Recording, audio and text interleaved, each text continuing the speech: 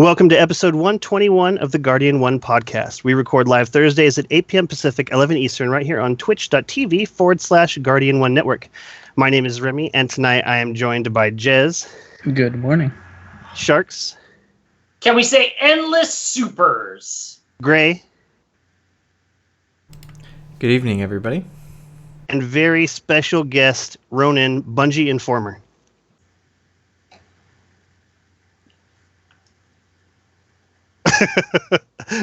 We're going to be talking about all things Destiny, but first, housekeeping.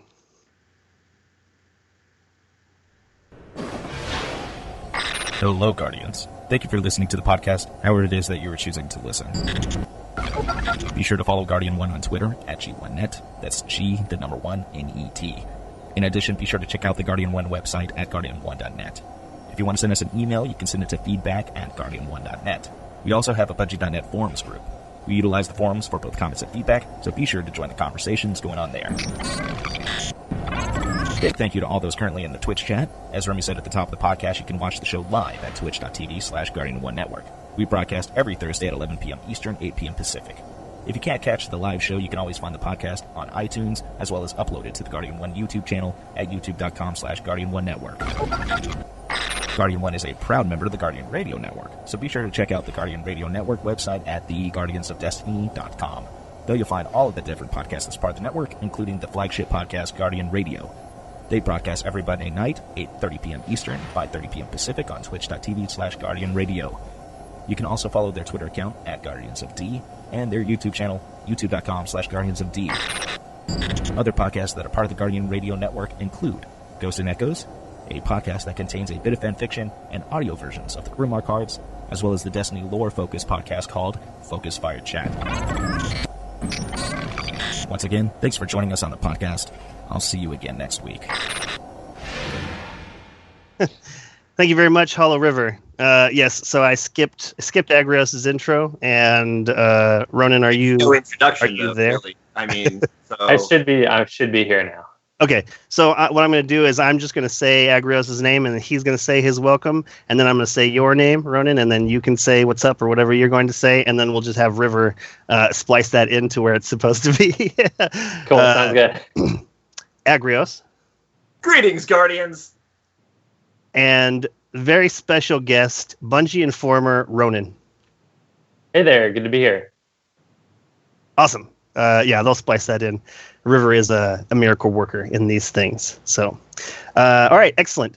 Lots to cover. I want to get right into it with you, Ronin. You were one of the very first people I added on PlayStation when I got mine, and you've been in the community absolutely forever. And right now you're sitting at some kind of 45,000 follows on Somewhere Twitter. Around there. Yeah. That's very excellent. So I want to take it way back. When did video games start for you? Like, what was the system? What, the first game you played, or what was the first game that you're like, oh my God, video games are awesome? Sure. Probably the first one was NES, Super Mario Brothers 3. My older brother had that growing up. I was probably like 4 or 5. So started early. And then basically was like addicted right away and loved gaming. And so SNES, PlayStation, N64, got all the way up. So yeah. That's really excellent. That's really excellent. I feel for people who never got a chance to play through those generations as they came through. Like I find it really fun to play, first gen games for fun. But when I played through those games originally, there wasn't anything else going on. There wasn't a reboot, or a remaster of Final Fantasy VII. There wasn't just so much when those games came out. Like right now, I could be playing Destiny or Final Fantasy 15 or any of these things. So where do people even get time to try out these, what amount to, the forerunners of video games, and honestly, why would they? Because they were excellent at the time, and they probably still very much hold up, but there's just so much else going on in the world. So I'm glad that you got your start early on like that. Really, Super Mario Brothers 3 was fantastic. Like Super Mario Brothers 1 was really cool. Super Mario Brothers 2 went in a different direction, but was also very cool. And like 3, I feel like they really nailed down what was excellent about the games that had come before. And I don't know, music, graphics, the whole thing was really great. So that's cool. You know why Super Mario Brothers 2 is different from the rest, right? Yeah, because it's supposed to be a Super Mario Brothers game. Yeah. Exactly. Right. Yeah. It's an excellent game, though. Yeah, I really enjoyed it.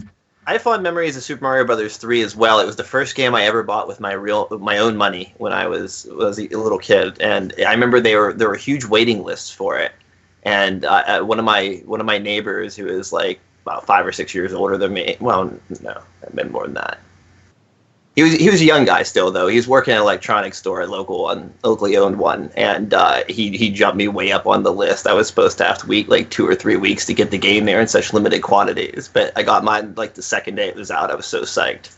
That's awesome. That's a good game to be like your first game that you've ever bought. I think the first game I ever bought with my own money was Rocky and Bullwinkle for the NES. So, I don't think that was probably a great game, nor does it hold up whatsoever, but Super Mario 3 is not a bad one to have on your list. Right.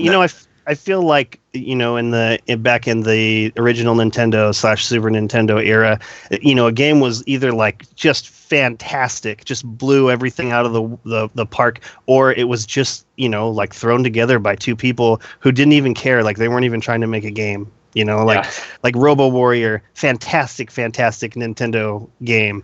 Really anything with a passcode that let you keep your progress moving forward, or like Zelda, where there was a save on it.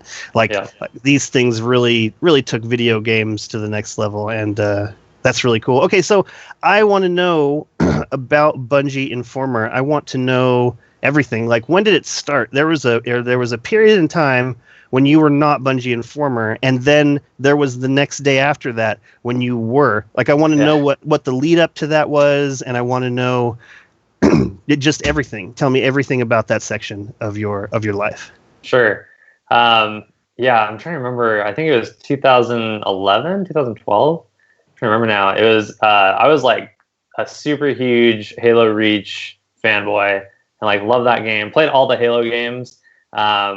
1, 2, and 3, and then when actually I didn't play ODST for like the longest time, and I actually was kind of like at a certain point in my life where I was like, I don't know if I'm going to keep really playing video games very much, and then for some reason I was like, I'm going to pick up Halo ODST. I haven't played a Halo game in a while, and I'll just check it out. And I was like, this game is awesome. This is one of the best Halo games I've ever played. Right. And so I don't know, something resonated with me there without like not having Master Chief there in a way, and kind of taking a different role. And then from that, that was kind of when Bungie was starting to hype Halo Reach, and I just was like playing. I was like all in on Halo Reach and checking news and the weekly updates and all that stuff. And then I think it was during the Halo Reach era that Bungie was like giving something away on Twitter or something like that. So that was like my first why I joined Twitter. I was like, I have to follow Bungie because I'm sick of typing like twitter.com/Bungie and just like bookmarking the page and going. So I was like, okay, it's actually time to like get a Twitter profile. So I did that, and then it was right when Destiny started kind of like, you started getting glimpses of the logo, of like the Tricorn logo, and it was around the time that Duncan put together the Manifest Destiny site to kind of track, like, here's all the glimpses we've gotten of Destiny. And I was like so hyped about, I was all into Halo Reach. So I was like, whatever Bungie's doing next, like I'm in 100%. So it was kind of based off of that I was like, I'm just going to start a Twitter, Twitter handle that basically just dedicated to Bungie news. So from like what they're doing with Halo Reach to whatever is coming in Destiny. So it was cool, and I remember like when More Console and Datto and I we all kind of joined Twitter around the same time. I know they were doing stuff with like YouTube that I'm not doing or wasn't. But for a while there, I remember like being like, okay, me and More Console have like the same amount of followers. Like, this is great. And then he just like launched to the stratosphere, and so did Dado. But it's kind of fun looking back at those days where no one knew anything about Destiny, and we're all just like tweeting and like so hyped, like what is this game going to be? So that's how it started, and then I pretty much just was like, whatever news comes out of Bungie, I'll just tweet and try to keep people updated, and that's kind of took off. So almost 45,000 followers later. I don't know how many of them are bots. Sometimes I feel like 44,000 of them are bots, but yep. That's really cool. That's really cool to know that you were in the circle on Twitter that far away. I didn't go to Twitter until after Destiny was starting to be a thing, and I don't even know what drew me to it. But really being connected to Twitter it's a huge thing, and it's really great to have information spread that quickly. Sharks, do you have any questions for Ronin? Yeah, well, one is based off of now that you are where you are in the community. Do you feel it's hard to fulfill expectations for people? Obviously, with that many followers, whether you think there's 44,000 bots or not, even if it was only 1,000 followers, you have those dedicated people that love the game and they want to hear that information. And sometimes it's not easy to come up with information, but I mean, you're one of the people online that are always coming up with something. Do you find it hard? Does it like stress you out throughout the day or throughout the week? Oh, I haven't figured out something to actually post and talk about this week. Not really. I kind of my whole goal was like, I want to provide something for the community, and if it's a dry time and things aren't really, there's not much to talk about, it's kind of like I want to be involved with everybody and kind of chat through Twitter and do that and provide what I can. And people like Head providing fan art, I always like retweet his fan art all the time. And like when I started Bungie Informer, my thought was like, I don't totally dig going to forums and like big chats like that, and even like Reddit can be completely overwhelming. And so my whole idea was like, you know what, I'm going to take all that and filter it, like, so you don't have to go to all those places and like check everything. I'm going to provide you with what you need to know, so it's like, if there's a video worth watching or there's some fan art worth looking at or a story worth reading, like that's the stuff I want to tweet out and share and get people involved with. So that was kind of the whole mission of it. And so hopefully I'm accomplishing that.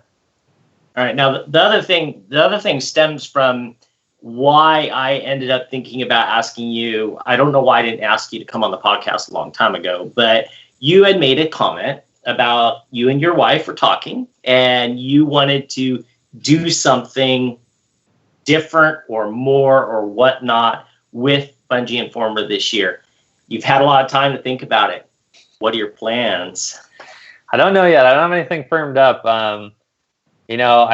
I go around in my mind like over and over again, trying to do something on Twitch or YouTube or, actually my day job is a writer. So it's like applying that maybe in some way. So I don't know. There's a lot of ideas. Nothing has coalesced yet, but we'll see. Part of it's like you always wonder, like I feel like the Twitter thing's going pretty well, but who knows if people want to listen to me other places. Well, maybe I'll have to drag you into my Twitch stream more often then. There you go. That sounds good. It's really is a great idea to branch out, and I feel as far as what you're hoping to accomplish with Bungie Informer, you're totally hitting all of the right notes, because you're one of these probably like 25 Twitter accounts that I have set for notifications on. So like I want to know what you're tweeting when you're tweeting it, because it's a valuable resource. You do a really good job of. I feel like you do a good job walking the balance between here's something that people would want to know and also this isn't going to upset people. I feel like you're not a very big spoiler site. I feel like you are a behind the scenes look, like all of the stuff that you tweet about is valid and it is time sensitive. How do you do that? How do you stay so connected? Because you are one of the first people to put out a lot of information as it comes out. There's like these 3 or 4 people that are like, I don't know, I feel like you're just sitting on your computer, and clearly you have a life. So so how do you stay so connected that you can just turn it around so quickly? I don't know. Well, I'm sorry that you have me set for notifications on days when big news happens, because you must get like 50 buzzes going off in the matter of a few minutes. I have a few people at work who follow me, and they're like, "Stop freaking tweeting! Like, get to work." Don't do it. Yeah, so I don't know. How people have asked me that before. Like, I have notifications set for Bungie, and that's kind of it. I don't know. I don't know if it's luck. Got that like Master Chief luck of being able to just pick up on the stories when I pick up on them. I don't know. I hate it when I'm behind on stuff and I'm like, dang it, I was late to it, or I didn't get it. And like usually the evenings I take, for my family, and I'm not really tweeting very much, between like 5 and 10 Pacific. So, and when something big happens, then I'm like, crap, why did I miss it? Like, like, wife, why? No, but life, why? Come on. No, so it's been fun to try to stay on top of everything. And I actually come from a journalism background and working in news, so I kind of try to take that approach a little bit to Bungie Informer, to be like, let me provide you news, or provide you a look. And I try to stay, I don't know. I give some commentary, but I'd say I'm more informational. I haven't done like too much commentary. I don't know.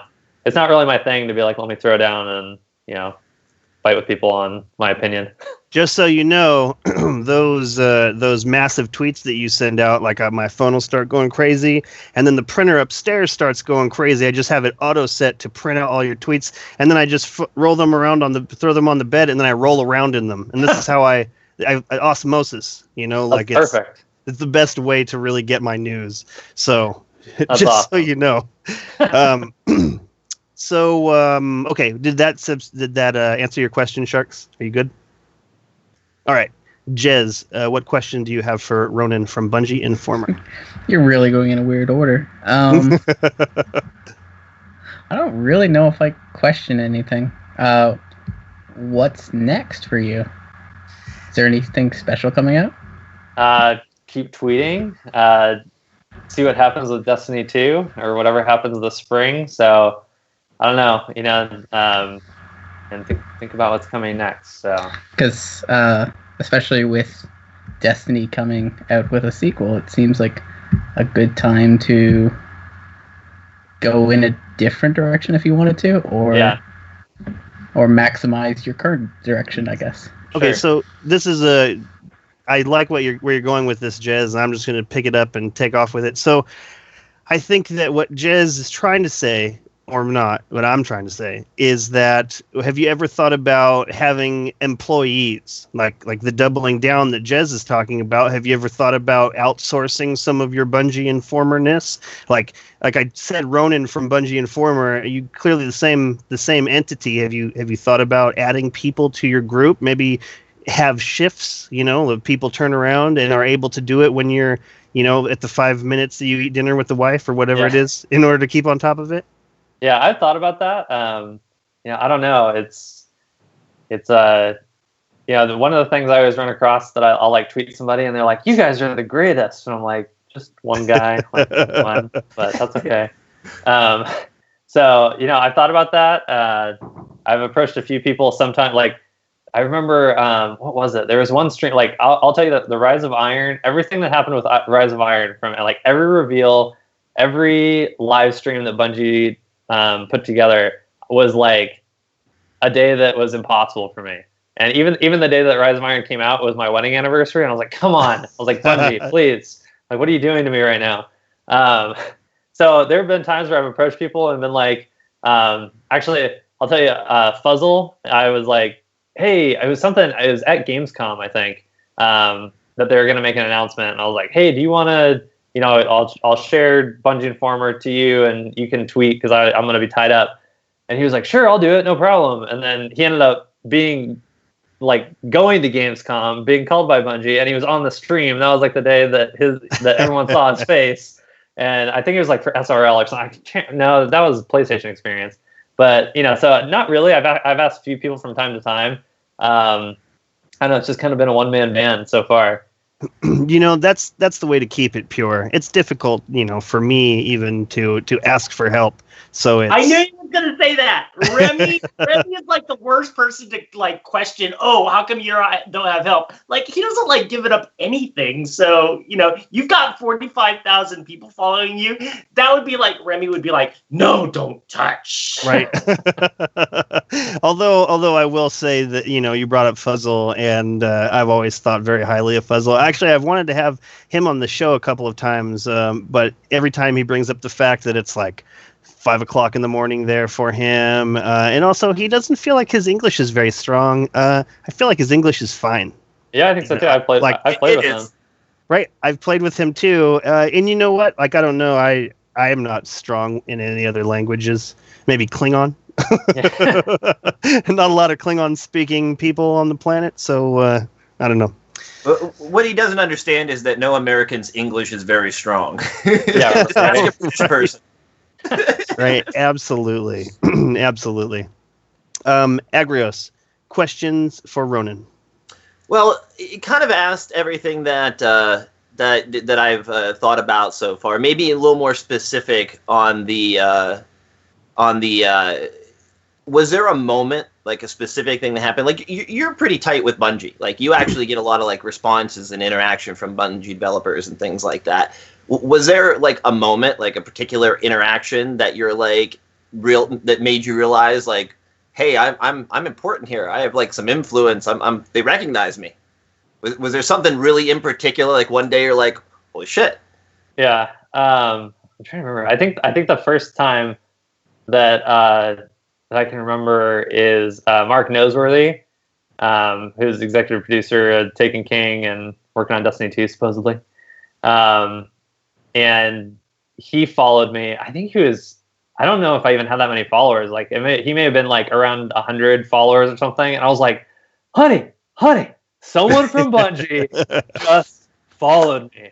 Like, can you believe that? And so it was like, I remember that. I mean, I was like walking my dogs and like checking Twitter, and I was like, damn it. And I was like, what? No freaking way. So I was pretty excited about that. And then, every so often, like Deej will retweet me or something. Like it's happened once or twice, and I'm always walking high that day. I'm like, yeah, all right. Yeah, Deej tweeted me once. I was pretty psyched about it. Yeah. The Bungie Twitter tweeted me once. That was so. And then a long time I think I was Bungie Informer at the time, or I may have been on my like personal handle, and it was for my 25th birthday, and we went to Las Vegas, and I got to drive some like supercars, like Ferraris and Lamborghinis and stuff. And I wore my Burn Bright, Burn Blue t-shirt. Awesome. And I took a picture with a Ferrari, and I said, Ferrari beats everything, and tweeted it at Bungie. And I think that was when Deej was it was only really Deej, I think, that was kind of running that Twitter at the time. And I think he retweeted me or quote tweeted me or something, and I was like, this is amazing. Like so, but I don't know. I can't remember if I was Bungie Informer when that happened. I'm trying to remember. That's really cool. I feel the same way whenever I get followed by a Bungie employee. It makes me feel good. And I basically reserve that Twitter handle for just Destiny. I do tweet out some other games. There are a lot of people in the community who play other games. But for the most part, I just want to talk about Destiny. I don't even know why I want to talk about Destiny so much. Yeah. But it just fuels me. Like I just have so much to talk about, even if it's the same thing, like more vault space or apartments. I want apartments in the tower where I can hang up my guns I'm no longer using, or like a suit of armor, or like mini games in the tower, like a 2D scrolling version of Destiny. Like I want to exist in this world more than I already do. And I want Bungie to enable that. I want Bungie to enable me. Yeah. Gray, question for Bungie Informer. So Ronin, I got a couple questions for you. One is, what do you do to stay engaged more with the game as opposed to the news when there's long content droughts? Sure. You know, as weird as it sounds, like taking a break sometimes and either like watching Netflix and watching some shows, or I'm like always into that space fantasy, like that whole genre of Destiny anyways, so it's like I feel like I'm always feeding that like thirst for that kind of content. And then I think just coming back, and I the biggest thing that makes me engage with Destiny is the community and the people on my friends list. And it's like it's always fun when you jump into a party, and it's like even when something may feel dry, when you play with people that you enjoy playing with, it's not anymore. And I think that's one of the greatest things about Destiny, and like what makes it so special is having those interactions with each other. It's like when I was playing Halo, I was a total single player campaign guy, and I didn't even get Xbox Live until Halo Reach. So it was like I wasn't playing any online gaming until Halo Reach came along. And and then Destiny is like, the community is amazing, and even strangers who like will jump into a game with me are like the friendliest, nicest people. And so just having that experience is like nothing else. Great. I got a few more questions in game. What's your race and class? Awoken Void Walker. Okay. So that's pretty much been my main since day one. Loadout beginning, loadout now. Like, was there an arc that you took? Because I always started off assault rifles, and then worked my way to scouts, and then after this patch, I'm pretty much in love with the AS Luna. So what do you roll with? So I'll go back to year one. I was always hand cannon guy. Devil You Know was my first legendary, and still have the original one in my vault. Me too. But and then I remember I got the last word, and that was when like not many people had the last word yet. And then everyone was like, "This gun is crap. Like this gun does nothing," because everyone was using it in PvE. And then I think I kind of stored it away too. But then once around the time of House of Wolves, I pulled that sucker out and went into trials, and while everyone was using Thorn and Hawkmoon, I was like all about that last word. And that was when it was all bugged and doing 111 headshots ADS. And so yeah, and then I'm trying to think, I was pretty much all hand cannons year one with a sniper, and I started out with machine guns or heavy machine guns in PvP, and then kind of went rocket launchers for a long time. Since taking King, I got a God Roll DIS 43, and so that has been my go-to for PvE especially, and sometimes PvP even. Like Frontier, it's awesome having those long sight lines with that. And now with the new patch, I'm kind of like, I feel like I just threw all my guns up in the air and was like, okay, well, what am I going to play with? Okay, here we go. Like, so I'm trying to kind of settle on a loadout right now. I've been playing the past couple days and just experimenting. That's really excellent. I would like to hold on one second, Gray. I would like to thank Professor Broman and also DCP for sending us a raid. We are right now at 597 viewers, and we really appreciate the people coming our way. It's a lot of fun. Raids are a lot of fun, and awesome. We very much appreciate it. Okay, Gray, back to your questions. Yeah, welcome to the stream. This is the Guardian 1 podcast, and we have Bungie Informer himself, Ronin. We're interviewing him, so finding out all about his life in-game. So back to the content drought period, especially because I think we're going into a little bit of a content drought now. Since your role in the community is really being a source of easy to digest, readily available information from Bungie, from other players that are involved with Bungie or very invested in what Bungie is doing, do you find it difficult during times when there are content droughts and Bungie's being a little bit closed-lip about what's going on, to continue to keep your followers engaged with what's going on in the content that you're trying to put out on your Twitter site? Sure, definitely. I think people just in general, even like I've noticed in the past month and even 2 months that just engagement on Twitter is way down. And the great thing is, I think for me with Bungie Informer is I do it for fun. It's totally like a fun thing. I don't consider myself like a content creator necessarily. I think of myself as a content curator a little bit.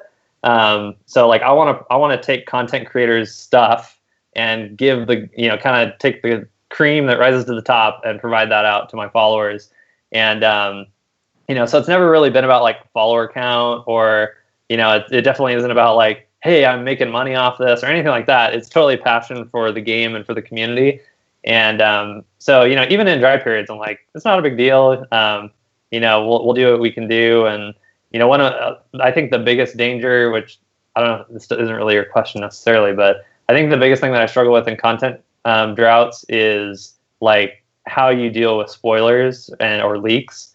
And, it's kind of like this gray area of like, what do you do with, certain stuff? And I try to provide some stuff, but not get into too much danger zone.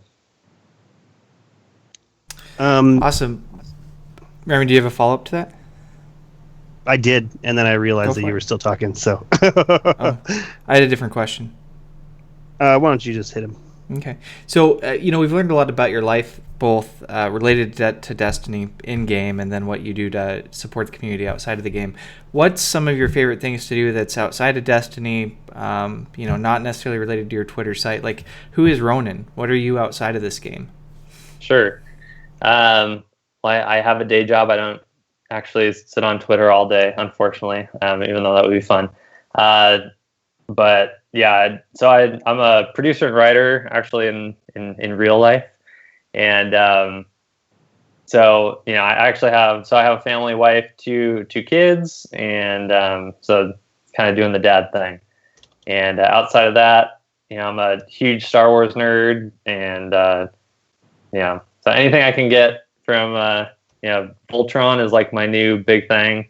The Voltron season 2 on Netflix now. You need to go watch it. Anything like that. If I'm not hanging out with my family or cooking, I love to cook. So that's kind of me. I don't know. I'm kind of boring. I don't know. It may sound boring to you right now, but I bet you're very popular at a party. Oh, this guy can cook. Yeah, right. Because I myself am not a cooker. I do enjoy eating. Eating is excellent. But I don't know. Okay, so you were mentioning that you were really big into Halo Reach, both in the game and the community side, and that period of time was super interesting. And actually, I started my Bungie account. Like, I had played the first one, thought it was excellent. Played a little bit of the second one. I was in a band on tour, so I was away from Xbox and Xbox Live when it first came out. But the Halo 3 really grabbed me. There was something really excellent about that. Forge mode, theater mode, and then Reach came out, and I really started pushing towards a couple of the projects that I wanted to do. And the community within Halo was really fantastic, but it doesn't touch the Destiny community at all. Even though there's leaps and bounds between the Halo community and any other game that I've ever seen, there was a huge leap between the two, and I feel like there's just as big of a leap in Destiny. I feel like if you love Destiny, with all of its flaws, and you accept that it wasn't the game that we wanted, or even the game that they necessarily wanted to put out, it's still fantastic. Everything about Destiny is so fantastic. And when you said that community was one of the biggest things, it really is. You're totally right about content that even if it is stale, when you're playing it with somebody new or different, it changes the content. It colors the content. And I feel like there's a lot of this that Bungie couldn't just say. Bungie couldn't just say, oh, well, I know that we don't have anything new out. Go play it with somebody else. It'll be different. They can't say that. like that would that would blow up the internet if they were to say that. But it's totally true. All right, Gray, did you have anything else for Ronin? Nope, Sharks does. I want to say something real quick because this is based off of what you said, and I never really thought about it before because I played with Ronin on PlayStation, and you're saying that you were a huge Halo fan. What made you change from Xbox to PlayStation? Obviously, with Destiny being on both consoles, it's you went with one or another, or maybe you have both and I just don't realize. I do have both actually, but I don't play Destiny on Xbox. I just play it on PS4, and so yeah. I'm trying to think. So it was back when. So number one, Destiny exclusives was like why probably the biggest reason why I went with PS4. I remember I pre-ordered PS4 the day before, because that was when Xbox One was like, hey, we're going to have 24-hour check-in. We're dealing with all that, sports, TV, sports, TV, Call of Duty, TV, sports. And so I actually pre-ordered PS4 and I was like, okay. And I think by that time, Bungie had already said that Destiny was going to have some exclusive content on PlayStation. So I was like, okay, I'm in pretty much already. So I pre-ordered, and then the next day, Xbox was like, we're getting rid of all that stuff. Like, remember all that stuff you hated? Like, we're not doing that anymore. And I was like, well, that was kind of lame. But actually, I didn't, like I was saying with Halo Reach, I wasn't really playing that much of anything online besides Halo Reach. And I kind of was always solo queuing. I feel like now I have kind of a group to run with Destiny. But it's like with Halo Reach, I was like, I love this game, but I'm playing by myself. Like, I remember the first time I really jumped into a huge party in Halo Reach was on Bungie Day, on the Steaktacular Day, to try to match with Bungie and win steaks from them.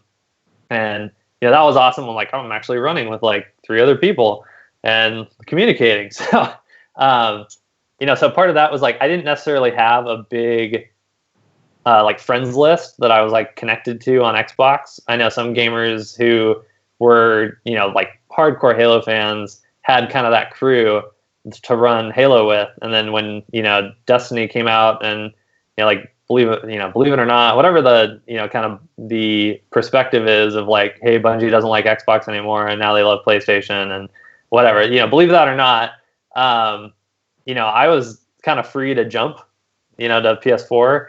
And I didn't feel because a lot of people I know felt all my friends are on Xbox. Why would I go to PS4? Or we're all having to buy a PS4 now, and that doesn't work for everyone in our group. So I didn't really have that. So kind of blossomed on PS4. That's really cool. And you know what? It sounds like you and I have been going through basically the same patches of life in a similar area, or at least looking in the same direction, because I felt the same thing, the reveal of Xbox One and this laundry list of bullshit, not interested in this. Why are you chasing me away? And, it just kept piling up. Don Matrix saying if you want an offline video game system, we have one. It's called the 360. Yeah, right. That Adam Orth is connected all the time. # deal with it. You can't say those things to people. I don't agree with mob mentality and what those people went through after that. Mm-hmm. But if you don't want that kind of reaction, then you need to pick different words. You can't just say deal with it. You cannot just say # deal with it. That's not going to end up well, even if you mean well. And everything. They brought it back from everything. I was so disappointed. I am my favorite system of all time is the Dreamcast. But second is the Xbox 360. It's a magnificent piece of gear. Talk about this all time. As far as longevity and quality of games, it's fantastic. It has been fantastic. And so when I saw everything with the Xbox One, it was just a bummer. You have to buy the Kinect because it's so important. I bought one without the Kinect. That's when I bought one. Was after you were able to buy one without the Kinect. I just wasn't interested in it. Yeah, so, but what's crazy is, I know for me is I had an Xbox 360 and a PS3, and Xbox 360 was the system, the console that I played everything on. And then the PS3 was like my Uncharted machine. You know, it was like when I need to play Uncharted or The Last of Us, like that's why I own a PS3. You know, and I actually bought it for Metal Gear Solid 4. So it was like I had like 5 games for my PS3. And, you know, it was like everything was always on Xbox. And then now I feel like it's completely switched. You know, it's like now I just play everything on PS4. And then Xbox is like my Halo machine. So, yeah, Halo was really good. I'm really glad that I spent as much time on Halo as I did. You mentioned people rolling with their crews. Halo actually had a feature that I would love to see in Destiny, and that was that when you got put on a team with somebody, if you finished that game and you stayed in that queue, you stayed on that same team with those same people. So there were these opportunities for groups where you could go in and be like, man, we did a really great job. I want to continue playing with these people. Those same people were on your team, and then you could go rolling that way. You know, you got to know people through different games. Now, the way it stands, sure, you can opt in to chat with the live group, but in the next match they might be on the other team, and there goes your opportunity to really sit down with this person and have their back, or them show you how good, you know, they can play or whatever. Like there was a lot of friendships made that way, where you play 5 games together afterwards and you say to this person, man, that was really awesome, I gotta go, can I add you to my friends list? You know, this is missing in Destiny. Even if it doesn't go that far, I have memories of other times in other games where, you know, you just found good synergy with the group you got in with, and because you'd matchmake, and you know they were staying in because you guys were, you know, working well together and stuff like that. And, you know, you just 4 or 5 matches in a row with the same people. It's just a good time, whether, you know, it even goes further than that or not. And I feel like, I felt like since, you know, Destiny came out that was a distinct drawback to that system. Yeah, I think it's happened. Like I've run into that a few times just naturally. Like you play a game of skirmish, and you know you end up one or both of the people that you're playing with that are randoms, or like, you know, invite you. And you know, I would love to see Bungie do something similar to like what Overwatch does. Is just like at the end of a match, you all, you know, at a click of a button can choose to stay together or not. You know, I don't know how that works with like finding you a better match. You were too good, so we're breaking you up. You know. I don't know if that if that kind of ruins Destiny's, you know, system like of that. No, the thing is what you're saying right there. You know, that just don't go up against those people that you just beat down. Find 3 or 6 other people. You know, it would be even better, right? Yeah. Well, now you're getting into matchmaking issues. Now we're going into you know, we don't want to go there. Yeah, but I would love to see Bungie support something like that, where it's even easier, you know. So it's like it takes less effort, you know, because come on, we're all lazy. So it's like, you know, if I played well with those people and I can just be like, hey, I want to continue with you guys, then I think that'd be awesome. And when you take the Destiny community, which I think has no comparison, you're like, come on, like it's just amazing experiences waiting to happen and people to meet, like you were saying, Remy. Right, just waiting to happen. And you know, I guess there is some of that happening in PvE. You know, as far as strikes, you can continue with the same team, but I feel like in PvP that, you know, the communication is it's extra important in PvP because the situation is so live.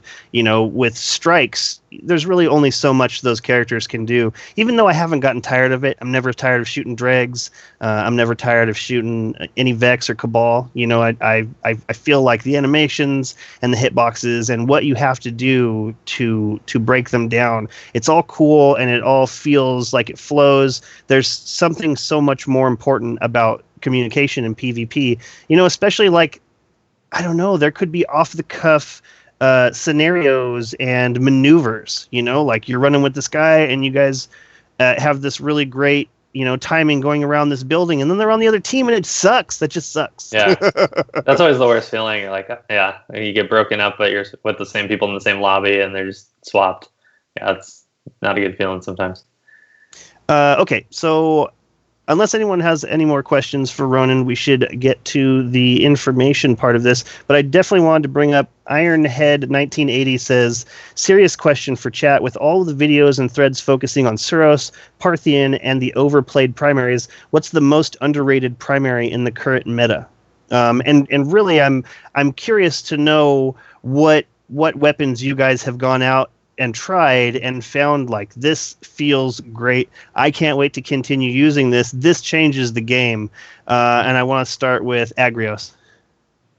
Man, I am underprepared to answer that question yet at this point. I have had too little time with too many changes to give any sort of definitive answers on what's what at this point. I mean, aside from the obvious ones that, people are already talking about, like, he mentioned a bit there, I haven't even begun to rank what I have. What has felt nice to me, hand cannons feel nice again. Yeah. Auto rifles feel nice again, like the ones that I started playing Destiny with, the high impact ones and whatnot. Like I have a really sweet AR I-45 that's been in my vault now for quite a while. That's been very unused, but I'm very thrilled that I can pull it out and use it now with high caliber rounds and whatnot. And so I've been having fun with that and hand cannons mainly. Yeah, as far as the most underrated one, I need more time before I can give an answer like that. Although I'm sure Sharks will find it quickly. Jez, have you found something that is particularly different or works well for you? It's funny, all my scout rifles feel the same. Yeah, you know what? I noticed that as well. Relatively, they're better now. It's a bummer too. Yeah. It's a bummer. I took out my 47. I do notice the in-air accuracy though. That's probably all I've really tested. So that does feel a little bit better. Yeah, very high impact hand cannons and scout rifles with explosive rounds are quite fun at the moment. Yeah. I'm sad with the performance from my scout rifle as well, and that's actually what pushed me into trying a hand cannon. And I busted out my AS Luna, hand laid stock, and also the additional aim assist with the relentless tracker. I don't know, does that change anything in PvP that is not already covered by the medallion? The Galleons. What's that? By Galleons. Oh yeah, okay. And then also, does that change anything from the Keen Scout perk? Like, does it add anything to it at all? No? I didn't think so. I thought I saw something, and I was going to go back and check, and I didn't. But yeah, so I went out and tried it, and it was fantastic. It felt crispy. It felt like every other time that Destiny has felt right to me, and the dance is really great, and I haven't been rolled over by a shotgun at all. Not at all. I haven't even switched to my Tress Zapper for anything. Like, I've just hand cannoned through the whole deal, and it feels really good. AS Luna, kicking ass. Sharks, what do you think about this current meta? Is there anything that you've tried? Is there anything that you feel has really worked out well for you? Okay, so I've tried lots of different things. I am always anti-meta, obviously. But when you have a new patch like this, and there are a lot of changes, you want to go out and try the different things and really see what rules the roost. And of course, like everybody says, shotguns are really, really good out there right now. I mean, not shotguns, I'm sorry, hand cannons. I don't know what I'm thinking. Shotguns are crap right now. But no, hand cannons are really, really good right now. But you asked what's the most underrated gun. The most underrated gun is I'm going to crucify the name because I suck at saying it. Parthian shot. Yeah. Scout. That pulse rifle there is, I kind of knew it was going to be really good by what they were saying in the stream. And I don't have a God roll one. I've got perfect balance and when you miss a shot. So, I mean, it's all right, but it's not really that big of a thing to use for a primary. But it wrecks people. It melts people so fast. There are some other guns out there that I have not only used, but I have had used against me that seem to be doing really well in this meta. And I think people aren't really going to them because they're not thinking about guns like this. Like everybody's really disappointed with the auto rifles that are out there. They're just lackluster. Try Genesis Chain. That gun there, that thing. Every time I'm in a playlist and somebody's got that gun, it seems it's one of the fastest kills out there with that stupid raid gun. But I don't know. I really like this new meta, which we'll get a little bit more into later. But those are some of the things I've found so far. I obviously haven't used every single gun yet. There hasn't been enough time. But yeah, it's an interesting meta. Gray. Yeah, I've been playing on PlayStation Crucible most evenings, well, every evening since the update was released, and that's actually to my disadvantage because I don't have as many weapons on PlayStation as I do on Xbox. I primary and I main on Xbox, so but I've been wanting to play with Mark Squared and some of the other Guardian 1 guys, so I've been over on the PlayStation. I do have that raid auto rifle, so seeing that become viable Genesis Chain in PvP, whereas prior I would never really break it out in PvP. It wasn't a very good weapon. So I've been enjoying that. I was a little surprised, to answer the question. I was surprised that went from being rather not very viable to more viable.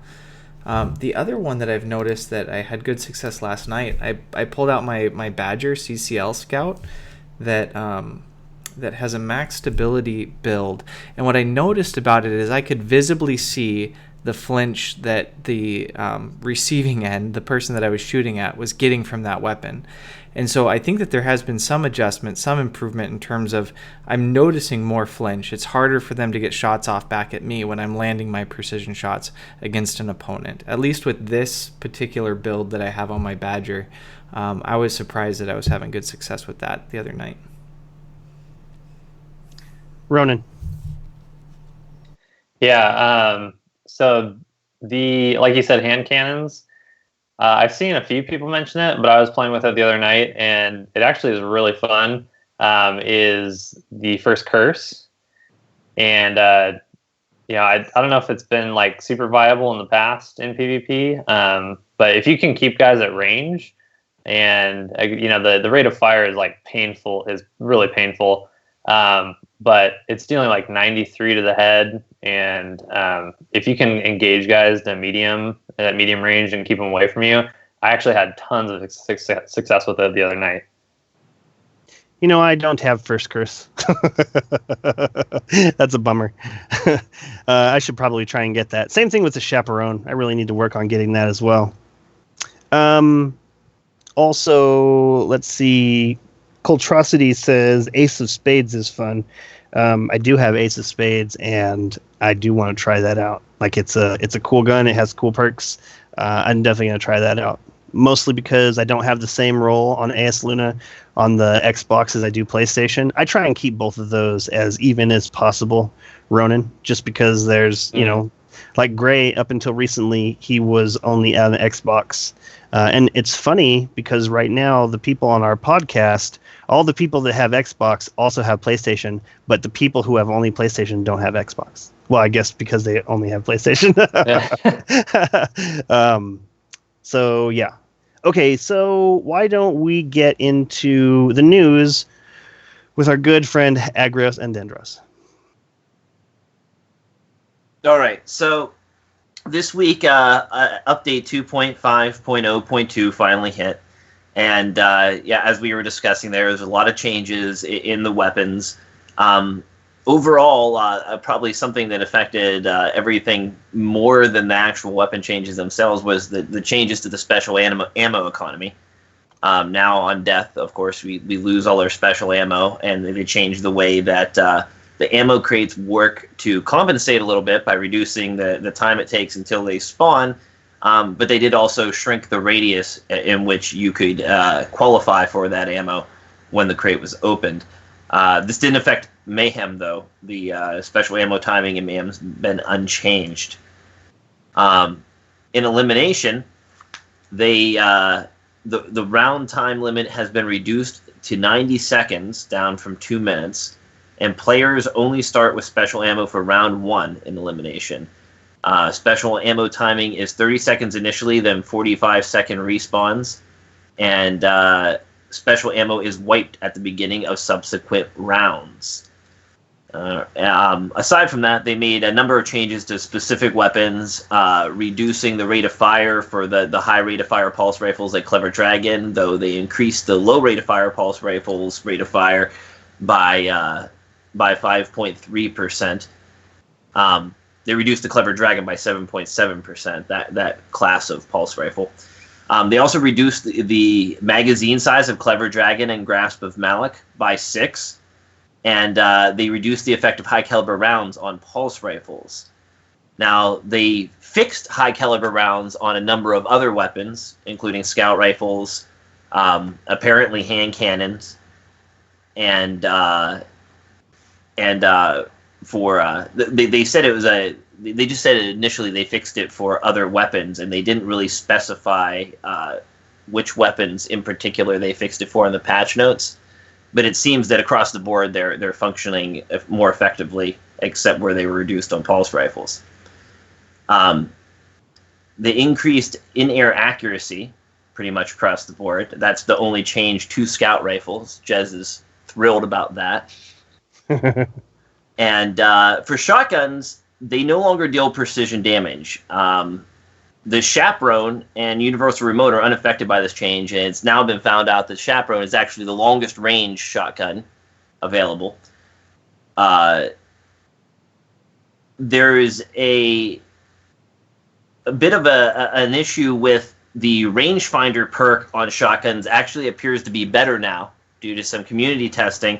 It appears that it actually is decreasing the ADS time rather than increasing it. So I guess it's unclear at this point whether Bungie moved the lever the wrong way or isn't clear in their patch notes and actually made rangefinder faster to make up for lack of precision damage. I haven't seen Bungie actually comment on this. Has anybody seen any comments from Bungie on this rangefinder issue?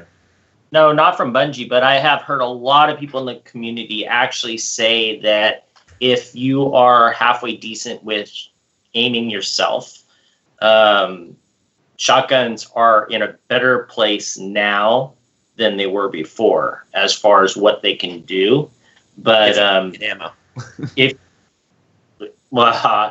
you can get ammo, are you kidding me? Okay, don't get me started on that yet. We'll get to that in a second. All right, no, if you can aim, basically, what it comes down to is because they took away all the aim assist, and there are a lot of people that really, really rely on that playing this game. Not everybody in the world does. If you go and play Battlefield or some of the Call of Duty games, aim assist isn't anywhere like it is here in Destiny. So, those players that are really good at those games, they come back and they get used to the controls and the actions in Destiny. They're not going to think that shotguns are horrible. So, they're just going to kick some ass. But we've gotten too complacent with having aim assist. That's basically what it comes down to. Well, all right then. So, other than that, they made the only changes they made to specific exotics were to Young Wolf's Howl. They reduced the Howling Flames ammo cost from 10 to 5, and for Truth, they reduced the magazine size from 3 to 1. Man, that's lame. That's lame. Killer. The lamest change ever. Killer. I would have been okay with 2, but you're gonna take Truth What? to 1? It's what, I don't though? think anybody saw that coming. No. Okay, so I've got all this crap sitting in my vault, right? All this stuff to make me look cool and ornaments this and whatever that and blah, blah, blah. And literally a month and a half ago, I was like, okay, I'm going to use one because there's one that I got that I thought was pretty cool. It reminded me of my Call of Duty Call of Duty days, and that was making Truth gold. I'm like, hell yeah. And what did I do? One. Nah, fuck that. Sucks. I want my money back. Okay, so they reduced Truth from 3 to 1. Nobody wanted this. Nobody. There's nobody anywhere that wanted this. Young Wolf's Howl was definitively the worst sword before, and unfortunately the newest one that we got, And I mean, is this change going to actually make it any better? Is it going to make it compete with Raise Lighter or Dark Drinker? I don't think so. So I question why that even exists. But there was a post on Reddit that said that Lalak, Noland, G-Horn, Soros, the Lords, Trespasser, Mida, and Monte Carlo are the only exotics worth using in PvP right now. Literally, all the rest of them have been outclassed by their legendary counterparts. What is Bungie doing with exotics, and what should they be doing with exotics? I mean, I think that's where this conversation with Truth and everything is going to a degree, but the exotics seem to have lost their place in Destiny. I mean, what do you think about this? Well, I'll tell you what, going from what was either 5 or 6 rounds in Truth, depending on your setup, to 2 or 3 if you have a good setup, to 1 no matter what, like this is reckless. This is wrong, you know, like the truth is now that weapon sucks. And I don't know what their plan is, but I totally agree with what you're saying. It's almost like they are, you know, they don't have the same role that they used to. Which was to really be something special and different. And at this point, they've, you know, I mean, this thing with Truth is huge. One shot is not. It holds 3 in the deal. Like, why wouldn't you give them? I don't know, 3. I guess I would have been okay with 2 because I don't use it. But now it's 1. Like I can't even imagine that anyone's going to use it. What good is 1 rocket? Even for Truth. If it were 2, it would at least been equal to the other rocket launchers in the same class as it, but with the benefits of having Truth's like hidden perk along with the tracking. So I mean, it still would have been legitimate. But like now, literally, why would you ever use it? Why would you ever use it? Do we know if any other rocket launchers were affected with this patch, or do some of them still have 2 or 3?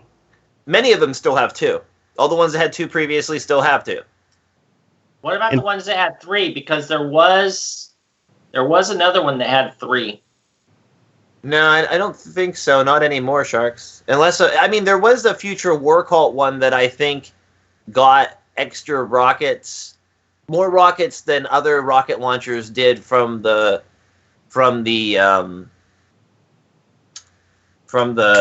Field Scout perk. But unless you had.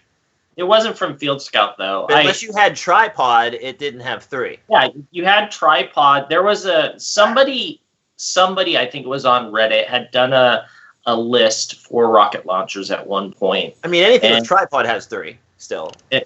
No, that's not true. No, because all of my Iron Banner, I don't know about the new Iron Banner stuff because I haven't tried it yet in PvP because I've been using Truth. But yeah, I haven't used rocket launchers in ages. Yeah, all of my old Iron Banner rocket launchers, they all have Tripod, and they do not get 3. Oh, they don't anymore? No, they never have. And that's what everybody was pissed about. No, but that's why. Did. No. Iron Banner ones never did. Not in PvP. I'm talking about PvP here, right? Okay, but there was somebody on Reddit that had done a list, and they showed the percentages. And I swear that there was another legendary. No, Sharks, you're getting confused. They could hold 3 rockets. They just didn't get 2 in PvP. They just only picked up 2 in PvP. Right. They could hold 3. Without Tripod, you can hold 3 rockets, but not in PvP unless you're playing Mayhem, because in Mayhem's the only place that you can get more than 1 right, brick. You can pick up more. Right, okay. So I want to go back to talking about what the hell was Bungie thinking with this.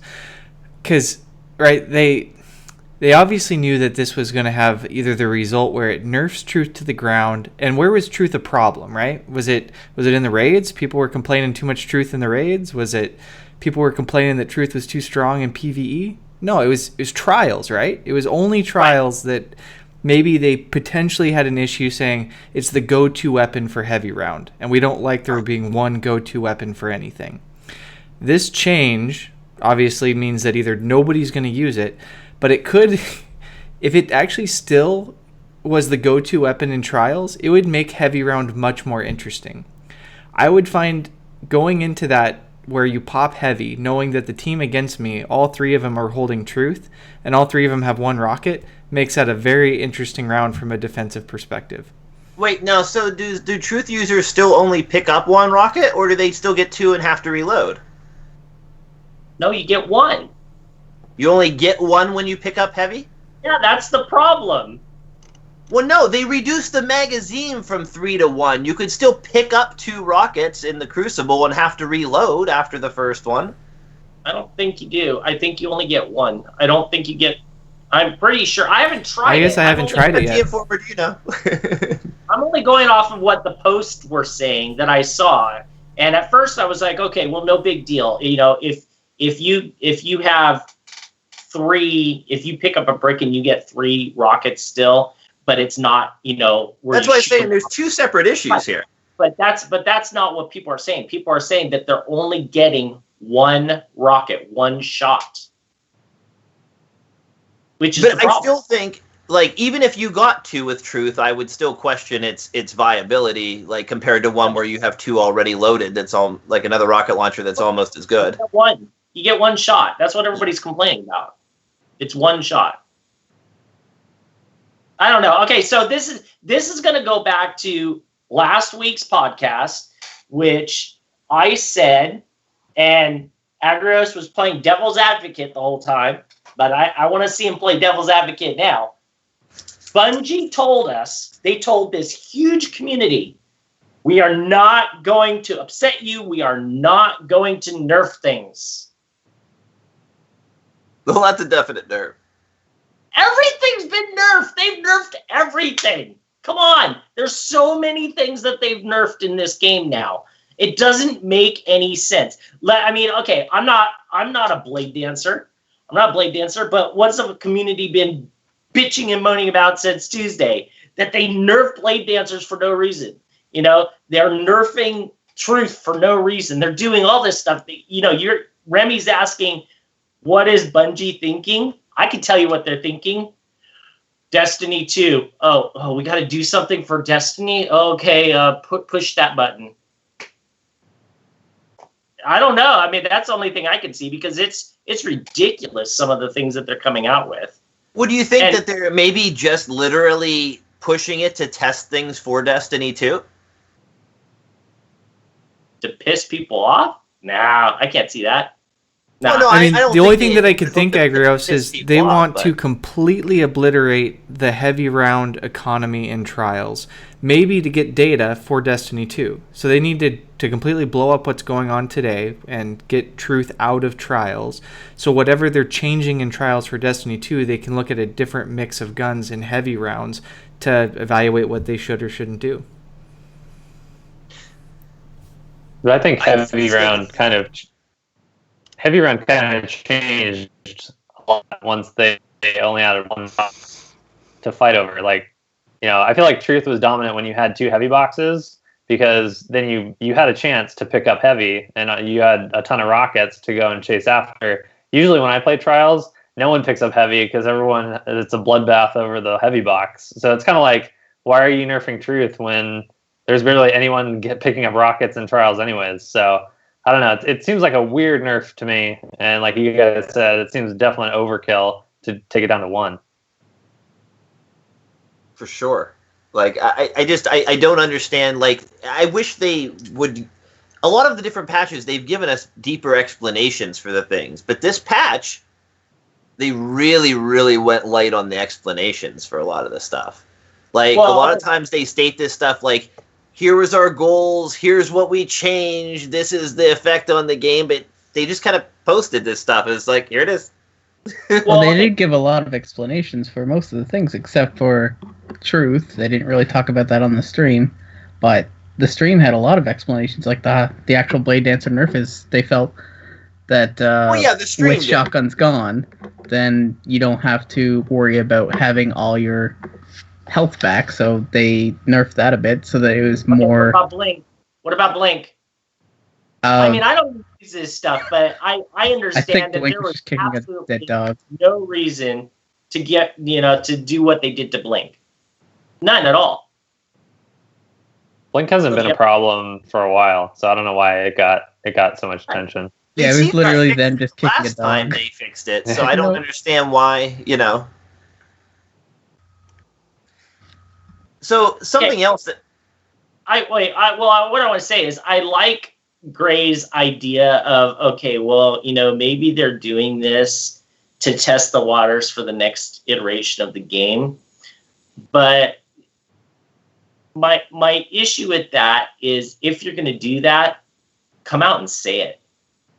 We're going to try these changes because we want to test something.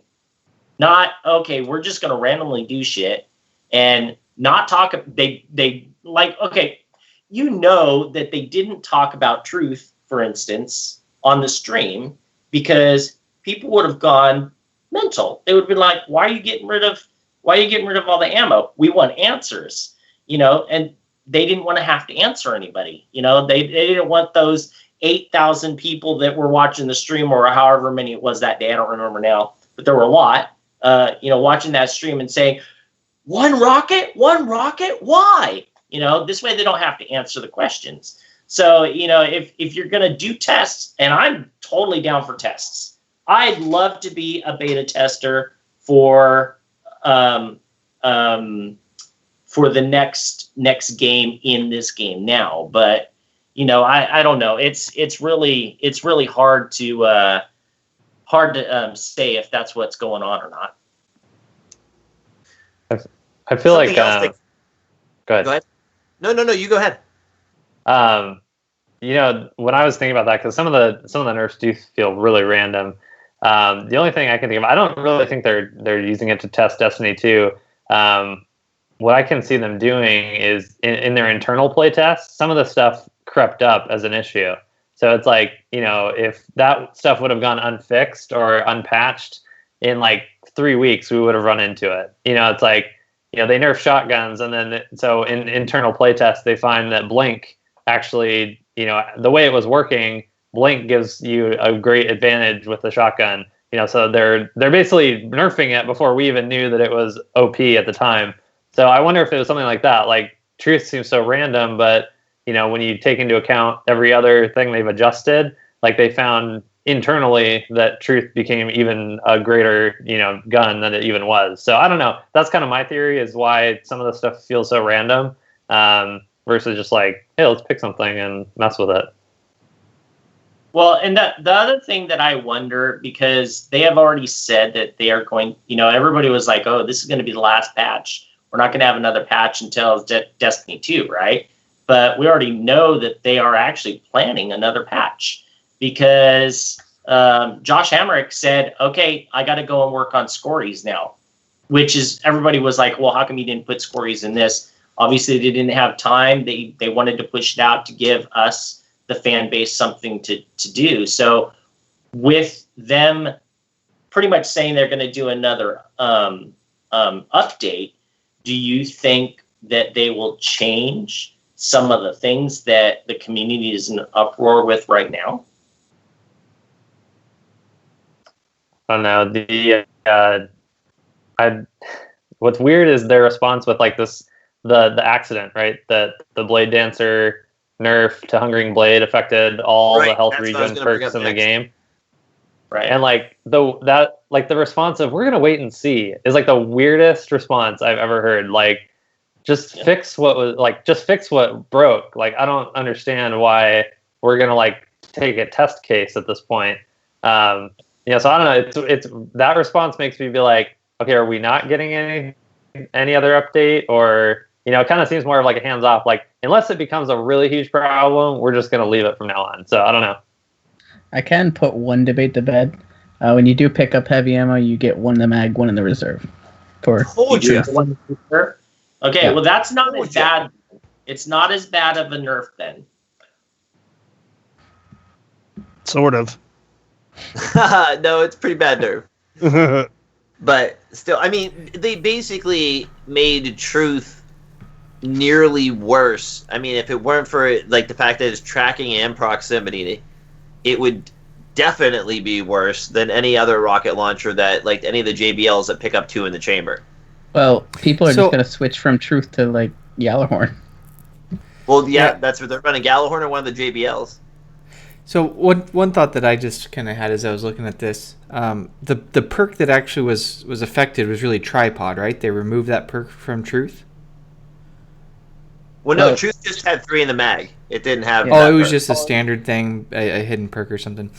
Just thinking about how things always pop up when patches get released. Like, nobody probably thought that you'd get unlimited hammers if this patch rolls out. I'm sure that was part of the coding. What if something in the coding actually made it so that Truth, even when it had 3 in the mag, never used up any of its mag, right?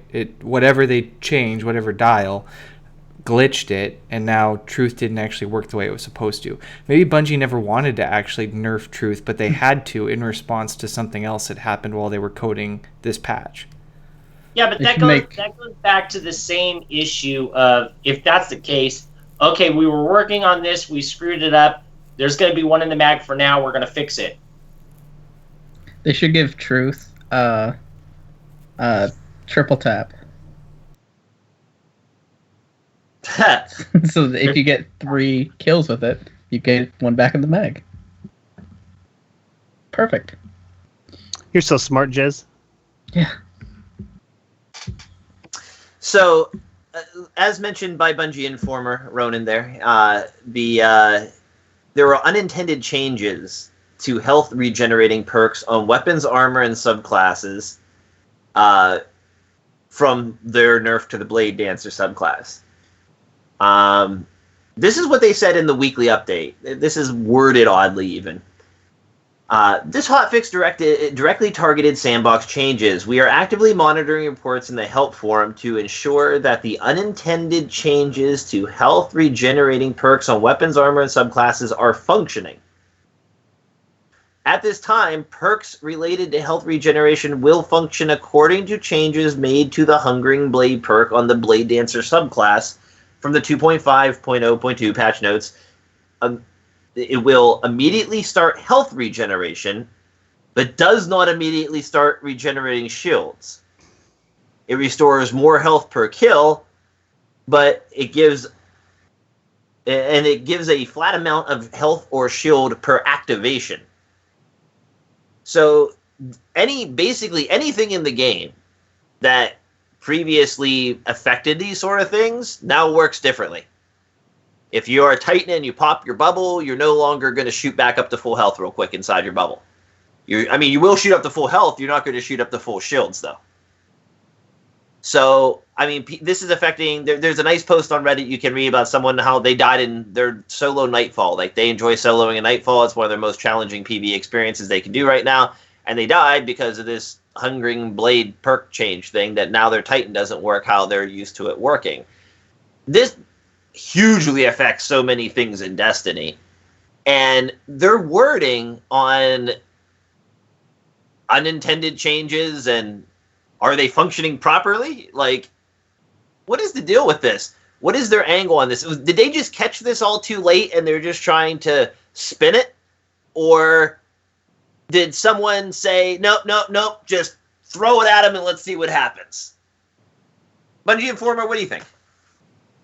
Well, in the forum post, I think it was Josh Hamrick who said they noticed that the Hungering Blade change got applied across the board like just a few days before the 14th, and at that point the patch had cleared certification on all the consoles. So it was like, okay, we have to basically go back to cert and reissue this patch in like another week or two, or we just put the patch out now and deal with these changes. And I think probably a little bit in their minds were like, well, that's interesting. If Hungering Blade is going to function like that, I wonder, if it's going to function like that across the board, how that would affect things. But what's the problem in my mind is that like we're all used to the way that those perks function. Like my Voidwalker, I run a lifesteal, like whole energy drain build that all builds on, and I always run nothing manacles. So I am all about like my scatter grenades tracking, killing, activating energy drain, getting everything back even faster, meleeing, getting lifesteal, being able to rely on that, up close. And now it's like that throws that whole build into it. It doesn't break it, but it definitely makes it different and kind of weaker.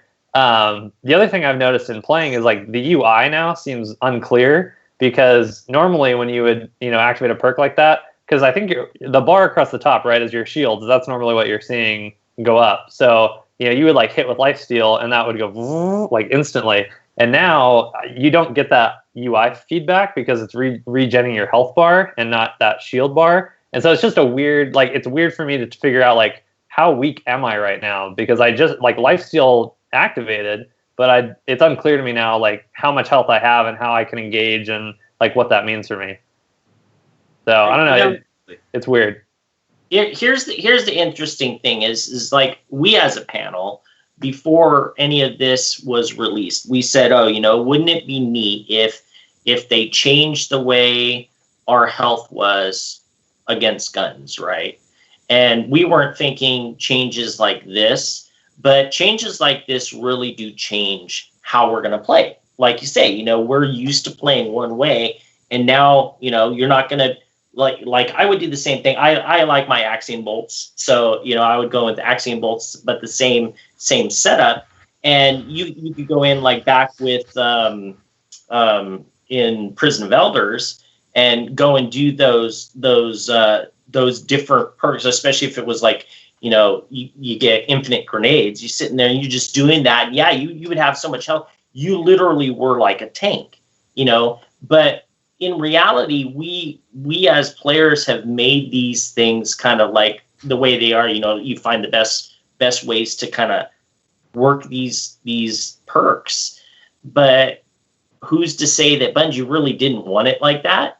They want it to be. It's fun for us to go in as a tank in any subclass, but is that really fun? Okay, I'm going to go in and I can stand in front of 8 enemies and I'm not going to die, when in reality you should be, fighting at different angles and different, whether you're close or far away or whatnot. So maybe them accidentally doing this is for the better for the game in the long run, and potentially down the line into another, like Destiny 2.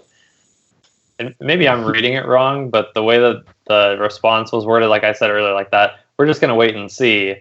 Like, maybe that's the way I took it and not the way that it was intended or written, but it's very much like, we're not planning to fix this. But like, right. if people raise hell enough, then like, okay, right. Fine, I guess we'll go back, So it's like, it's that response, then I'm like, that's weird. Like, why wouldn't you say like, we're going to fix it? It may be a while, but like, we'll get to it. I don't know. So it's just, it seems like a really off response to a mistake, versus like special ammo being like, special ammo changed and that was intentional, but here's something that was unintentional, and like, I don't know, we'll wait and see. Well, since it happened, maybe they're just going to see what it does to the balance. Like, see if it affects it positively despite all the complaints, or negatively. They'll probably just fix it back. One thing that I just really want to see is now bring Krotos and to max likes. That would be a fun fight. It would basically be playing Krotos Light with what is it? I can't remember that modifier that gives you no health regen. Yeah, and you presence of Crota. No, exposure. It'd be playing with exposure, because all you can gain back is your little bit of sliver of health. Oh yeah. Alrighty, moving on. All right, so they made a number of changes to items that affect the perks on various subclasses. The Viper Totemic on the Ophidian aspect no longer readies your weapon instantly, but now grants a large increase to weapon handling speed.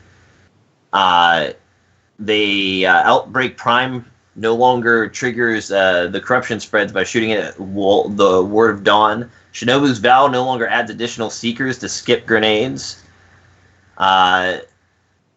They moved intrinsic perk knee pads and Icarus on some talent grids. And as far as abilities on subclasses go, they changed Warlock so that Landfall now reduces the total time in Storm Trance, and the Stormcaller's Thunderstrike melee range has been reduced to be consistent with other Warlock subclasses. A lot of people aren't happy about that because now actually the Warlock Thunderstrike is the only melee that has absolutely no bonus above its regular melee aside from being arc. Everybody else's melee does something special when charged, but the Stormcaller's Thunderstrike no longer does. That's crazy. The throwing knife now deals solar damage, which will help some people complete bounties quicker. They increased the damage of the Flux Grenade, Magnetic Grenade, and Shoulder Charge to ensure effectiveness across all armor values. We mentioned Blink before. Blink now disables your radar and HUD for a short time after activation. On the grenade fix, is it just did you read is it damage only or is it stickiness that they increase because it feels stickier? Maybe it's just me. They did not mention anything about that, but I wouldn't put it past them to make other small changes that they don't know. Because playing these past few days, it's like I feel like someone just chucks one in my general direction, and it's like Seeker Mine straight to me. I agree. You know what? There may be a lot more of them in play because people don't want to use skip grenades anymore or something of that effect because of the other nerfs. They also reduced the health. It might also be because Mayhem is out here, and I've noticed so many more grenades than usual, so that could actually work to tip that balance as well. Yeah, I think the meta's moving towards that way anyways, is using abilities more, at least now. Well, actually, okay, so since we're bringing this up, I actually wanted to kind of talk about that real quick. I know that we've had a lot of changes to the gameplay in general in PvP because of other changes, whether it be guns or whatnot. But I have heard a lot of people in the community that are really upset because they're saying it's still not a gunplay game. It's a super and grenade, abilities kind of game. And at first I was kind of like, well, I don't know if I necessarily agree with that. But thinking about it, it really is. Okay, so to like for everybody out there to understand, I've said this in the past, I hate Mayhem.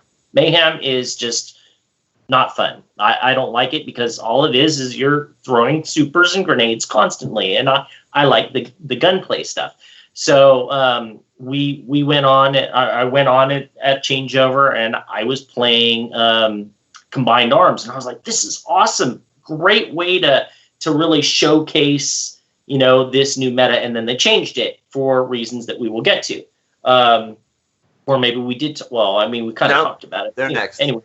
Yeah. Okay, so the next thing they put in Mayhem, and I was like, no, I'm not going to play Mayhem. That is not a way to test out guns. So I went and played other games, and one of the game types. In fact, it was actually Jaded's idea. It was like, oh, well, why don't we go and do Supremacy?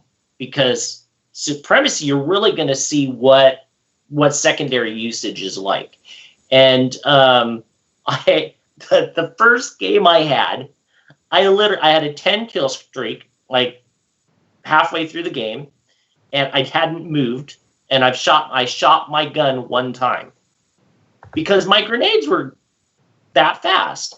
I'm just like, that's really dumb. And if you think about it, if you have a tier 12 build and you have it set up like, your grenades and your super or however it is that you want to do it, that's you're talking, what is it, 25 seconds you can get stuff coming up at. I mean, that's really, really fast, and that's a lot of grenades to use in a 10-minute game. And I'm just curious what everybody else here thinks. Bungie's supposedly trying to go to this gunplay stuff, but maybe we should nerf the tier 12 stuff and go back to original. A lot of stuff's going back to quote unquote original vanilla Destiny. Don't have tier 12 anymore. I've been feeling a lot about that. I've been feeling it's actually two sides of this coin. Like, they're starting to really hand out things, like with this the Bungie bounty going for all of January. It was like there was so many. I think that they said they handed out like 1,200 of those emblems, and also here comes Zavala with weekly bounties that will give you up to level 400 pieces of gear on each character.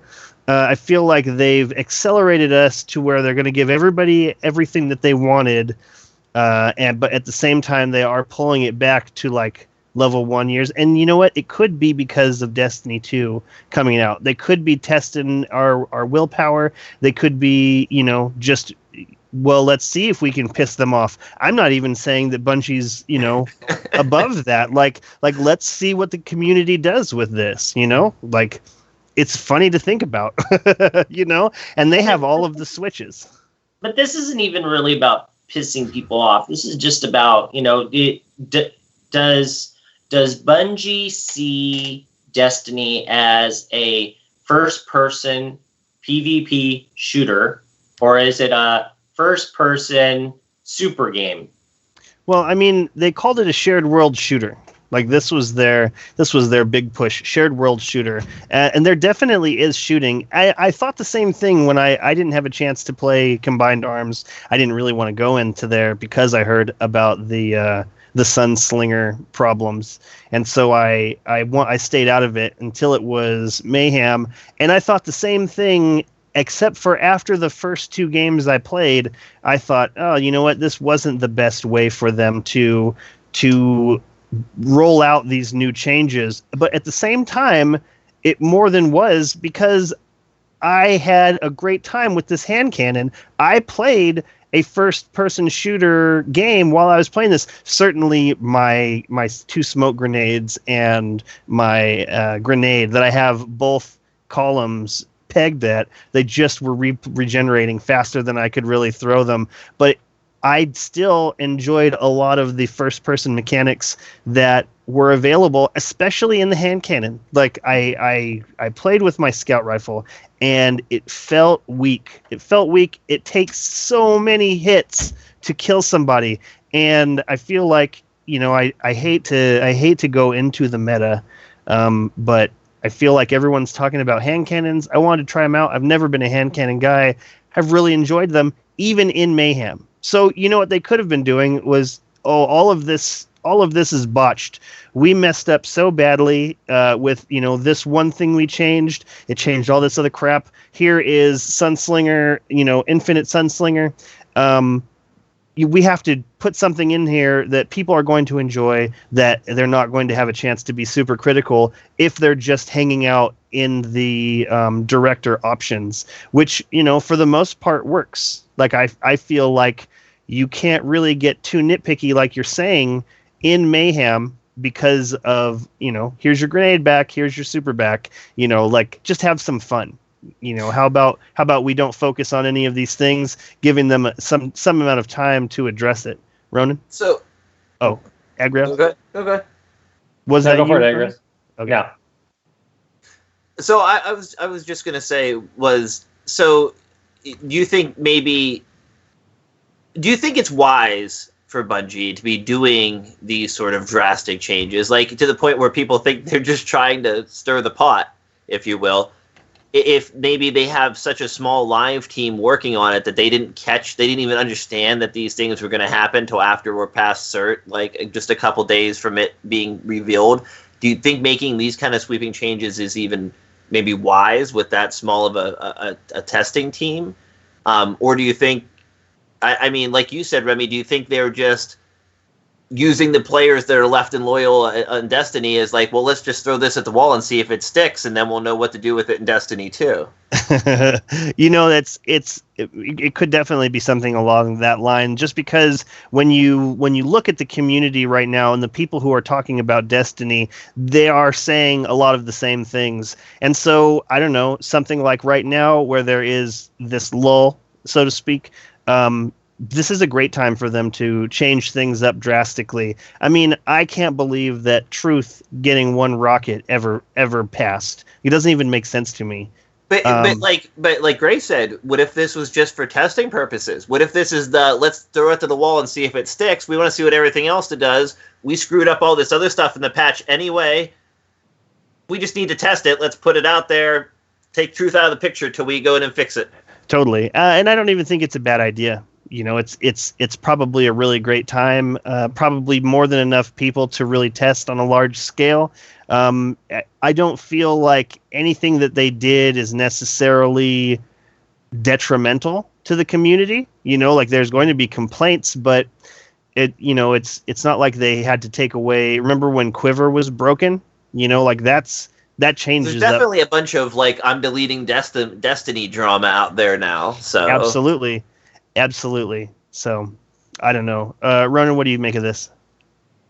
I don't know. You know, it's hard for me to believe that it's just them throwing something against the wall or just a test. To have and like Josh Hamrick working on this versus spending all his time on Destiny 2 makes me think that they really wanted to put something out that was like really gonna shake things up and put Destiny in a good place for the rest of its run until Destiny 2. I think whatever the content update coming in the spring is, I think that's like their last chance that they'll ever touch balance or anything in the game. So maybe it is, this is a little bit of like, hey, let's check a few things before that one final pass in the spring, which could be the case. I can see that, but I don't know if I see them testing Destiny 2 within Destiny, I guess, in that, at least not the changes that we're seeing here. I don't know. It's an interesting kind of place that we're in. Looking forward to where we're going to end up, possibly. Jez. Probably, I want to mention that from the beginning, I've never really liked grenades because I feel like grenades should be used for zoning and not for killing. And from day one, we've had sticky grenades that once you're stuck on, you're dead. So you might as well stop playing. I just don't like one-hit kills in general. And grenades are just kind of part of that problem because they don't zone. They just, you either run away and get hit with a grenade or you get hit with a grenade before you're there and you're probably dead. Or you live another time. Like there's no middle ground. Sharks? Okay, so first I'm gonna respond to Jez's problem with grenades, and I understand what you're saying. And grenades frustrate me at times, depending on the grenade it is. But if you and you have to do this as a player that's playing this type of game. If you compare it to other types of games out there, Call of Duty has claymores. A claymore is an instant kill. That's a grenade. Now, mind you, it's not regenning like it is in Destiny, but I don't really have that much of an issue with how the supers and the grenades and the power punches work for the most part. But my issue is that it just seems like it's becoming quicker and quicker and quicker for certain things. Now I wonder if they, back when they were doing updates, they thought, okay, we'll give people tier 12 because that's part of the problem that's compounded, right? This gives somebody the opportunity to chase something new besides the gear. They're chasing these stats, right? And so it extends the playability of the game. But in doing so, they didn't take into consideration that it changes the game and upsets people. So maybe that's part of the reason why it has happened. I personally love that they have come in and changed a lot of stuff. Not that I necessarily love the changes, but I love that they are changing things because it does make it fresh. It does make it new. Like I said, I played combined arms. I played a few rounds before I had to get off for a little bit, and then when I went back on, it was gone. Playing something like that and really seeing how this meta is, the lack. Everybody's like, oh, the lack of a special ammo that you're going to have now, because special ammo, you don't get special ammo anymore because you're dead. It's gone. But you have special ammo that's dropping every 60 seconds. That's really fast. So in reality, you have the opportunity to pick up special ammo all the time. But because of how it is, it's changed the way people play. You either have to go in camp and do it if you want to pick up ammo to go and do your shotgunning or whatever it is you're going to do. Also, going in and changing the guns that are going to be prevalent. Obviously, now I don't know if Gray's thrown up this stat, and we're running kind of close on time, so I'm going to push him to put this up on the screen. There's a chart that shows the gunplay. So I don't mean to step on your toes, Agrios, but this chart shows what people have been using, and right now everybody's using sidearms. And everybody's like, well, that sucks because they're only using sidearms because that's how they get ammo. But I didn't do that. I knew that sidearms did that, but when I went in and played, I was bound and determined to try shotguns and bound and determined to try snipers to see how it would work.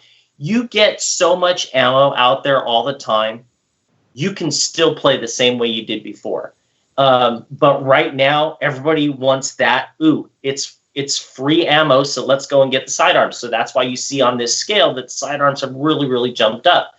And so this just goes back to the point I'm making, is that everything has been combobulated. They put it into a mixer, come out, and wow, it's totally different than it was before. Is that a bad thing? No, because that's what brings us back to playing the game.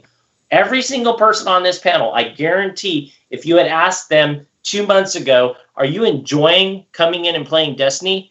You would have said, well, I like Destiny, but it's stale. It's not stale right now because everything's up in the air. And that's just the way I feel about it, but I think that that's a good thing. Night Stalker 672 quotes Cammy Cakes as saying, I'm willing to suffer a little in current Destiny so that Destiny 2 will be the game that we all want. And I definitely agree with that. If I knew, especially that was what was going on, that my playing and being this guinea pig was going to make Destiny 2 amazing, I would definitely do it. Every single of my 1,600 plus hours in Destiny, I will gladly donate right to Bungie. Gray, your thoughts on this, and then moving on. Yeah, I want to build a little bit on what Sharks just brought up, and I still have that chart up on the screen as well. One thing, just as a caveat, this is a very small data set from the first couple days. It'll be very interesting to see how this plays out over the next couple weeks. Most interesting is going to be what Trials looks like this weekend. And so hopefully next week we'll have some additional data that we can share with you that'll see how this evens out. I think sidearms are actually going to drop pretty heavily. I think that people who have switched to sidearms because they feel like they need that safety net, they need the pacifier of having ammo in their special slot, are going to find that they don't really like using sidearms that much. I think a lot of people who used a lot of shotgun switched to using sidearms, and they're just going to find that the play is a little bit different. I think for longevity, they're going to do exactly what you said, Sharks. I'm finding as well that I can still use the weapons that I want to use. I can find the ammo. What I actually like in this change is it's actually caused more movement to those special ammo crates. It's actually created almost scenarios where you can track lanes differently because you know people are needing to move and gravitate towards. And the other piece that we didn't bring up is in terms of shotguns, really, this is where I found I was really getting hurt, was how I have to reload after I open that special ammo crate. And so here I'm, maybe in an encounter, I just engaged and disengaged. I'm running to that crate to get some more ammo, and then all of a sudden I gotta wait and reload and reload and reload. And that's a different dynamic in the game that I haven't been used to either. So yeah, I think it's gonna kind of, we'll see some changes here, but I think we're gonna see shotguns come back up a little bit, and sidearms are gonna drop in the long term. That's my prediction. You heard it first here. Can I follow up on that? Do it. One of the, like you were saying with special boxes and how that kind of changes the flow of the game and the map. Actually, MTash put out a video that I think is awesome, where he compares kind of where Destiny is now to taking more of a Halo route, where now your special boxes are like your power weapons that are dropping every 60 seconds instead of, like 90 seconds or, 2 minutes into the match. And so it's a really interesting, like, you got to use your primary to get to that special box. So it's like, it's creating, like you said, Gray, those hubs of action and being able to trace, and predict where people are going to be headed to. So I think that's really cool, a cool thought to kind of, because we've all grown with Destiny over the past 3 years of being like, I have my special that I can always count on. I have my primary, and it's like and I have my grenades, and you kind of learn that style. And now you're like, you don't have special anymore. Like, now you have to use your primary, use your grenades as long as you have them, so it creates a really fun dynamic, I think, that's more classic Bungie than we've ever been. It's interesting because I didn't really have a specific special for the longest time. I wasn't interested in using shotguns because I wasn't any good at them. Same thing with sniper rifles. When Iron Banner required the 25 special kills, it was a pain. It was a pain for me because I would have to, sit down a lane and camp and wait for people to show up. Otherwise, I wasn't able to get the drop on them. And then the Tress Zapper came out, and I just have that in my slot. And because, and this was sometime shortly after Supremacy dropped and shotguns were crazy in, I just always have it equipped. Like, I still love it. It's still fantastic to sit on. And I just really feel like this is perfect for me. The meta played to me, like the house dealt me exactly what I needed because it hasn't changed for me. I still have the same loadout, and I'm in that same spot that you're talking about right now, where this is my primary and this is my special, and it changed for a lot of people. It did not change for me, and I feel very fortunate because I don't know, I've been using it for, just like the week after. I think the week after Supremacy launched, Xur sold the Tress Zapper. So well. And that's the thing that you hit the nail on the head. Some people, it has really changed their game, and they got to think about it. And you're lucky that you don't really have to because you're used to it. Like I wasn't going to talk about this on the podcast because I don't like talking about when. But I had gone through, and there was a couple times during a match. It's like, oh, I've got full ammo, and I died. And I come back and I'm instantly in a firefight because, spawns are crazy sometimes. And I was like, oh, pull out my sniper. I'm going to get him before he gets... Oh, crap. I don't have sniper bullets anymore. And that's a learning curve that I'm going to have to get used to. So those people that have been used to things like that, it can be a steep curve sometimes. I've seen a lot of those people. I've seen the people that you're talking about, the ones that rush, that they're using primary because this is what you have, and then they get in close and they're unable to close the deal because they don't have their shotgun ammo. They just died. They just went right back in, running into the grinder, and it has not worked out well for them. Okay, moving on. All right, so we mentioned this kind of offhand a couple times, but this week there is a exploit that became known where you could have unlimited Blade Dancer or unlimited Sunbreaker. And you do this using your Sparrow, and Combined Arms just happened to be the weekly Crucible event this week, so Bungie went ahead and replaced that. And they say until it's resolved, Combined Arms will not be available through anything other than private matches. So while the glitch is still in effect, we should definitely have an all Blade Dancer, all Sunbreaker, private, unlimited super match where we all just make sure we get unlimited supers. And then I think that's a little heavily focused towards the Sunbreaker part then. Okay, so I wanted to say something about this because this is I wish I had my spin foil hat on because this doesn't make any sense to me. I understand they don't want to have that playlist out there because it's going to piss people off because people are going to exploit it. They're going to exploit it anyways. They're going to go to the Plague Lands and they're going to do it in Archon's Forge, and people have talked about doing it on raids, which I actually look forward to seeing stuff like that. It's going to be really neat to see, but they go and they're really upset. They screwed up and they don't want to see people with endless supers. So what playlist do you put?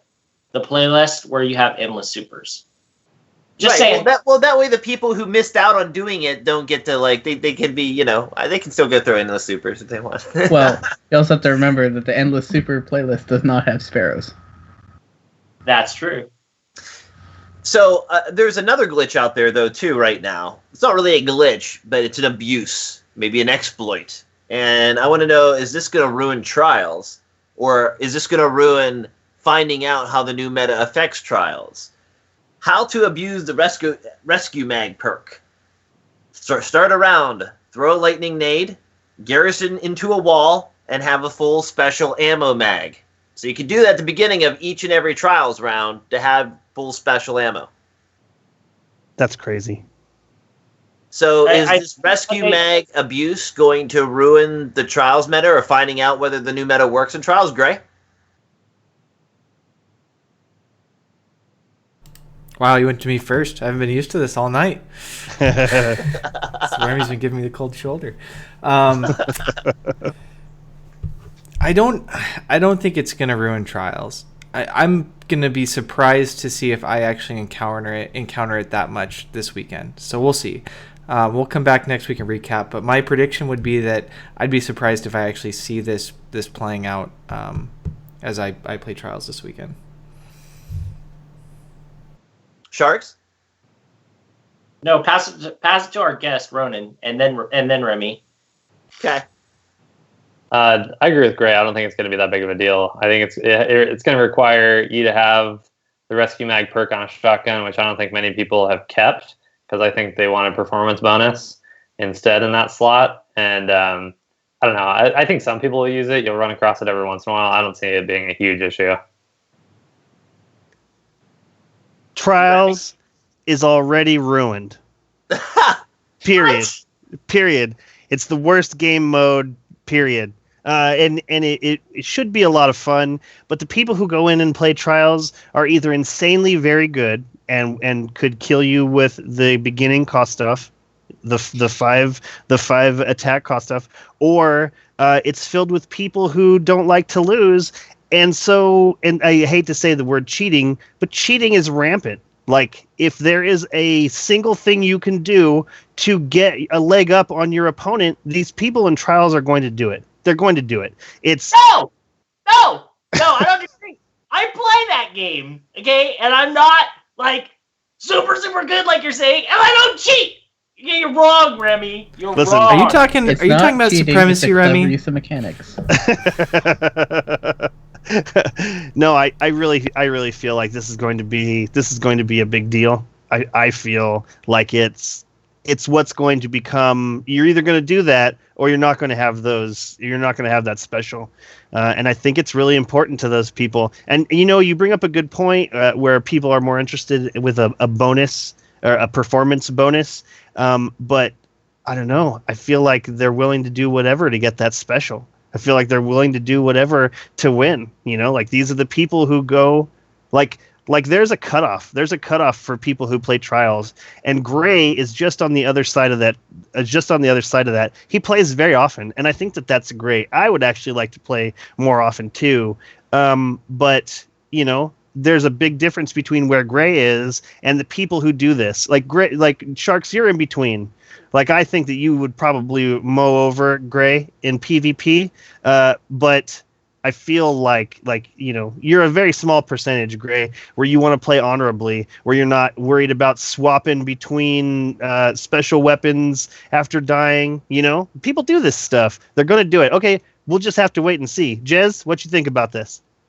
Wait. I just want to repeat that Remy, who gives me such a hard time for playing Universal Remote, playing with Thorn, just said that I'm honorable. Just so you guys got that on the record. Well, I mean, yeah, Jez. Well, basically everyone else has said what I would think. It's probably not going to be super abused because, I don't know, what's to stop someone from Titan skating over and shooting you while you're super low health? That would be the new meta, is Rush. Yeah, Zerg Rush. I could see that. Sharks, did you throw in on this? Okay, so I have a shotgun that has that, and it also has get ammo with kills. It's my Taken version shotgun. So it's not a great PvP shotgun. But I used to use it like, Remy talked about there were bounties before, and if I just wanted to finish bounty, you had to get a whole bunch of secondary kills or whatever. I'd be like, Iron Banner. That's where I would do it sometimes, which is stupid because I would play so many games. But, of course, I just want to make sure I get all this crap done as fast as possible, right? And then go back and play later. So I would use that and get those perks. I don't have one on a really good roll gun like a Matador or something like that. But I don't think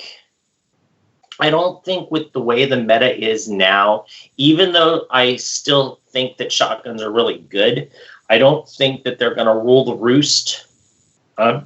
So even if they have ammo, you're going to be able to counter it and maybe get ammo for your sniper and take them out. So I agree with Gray and Ronin that and Jez too, that it's not going to affect anything.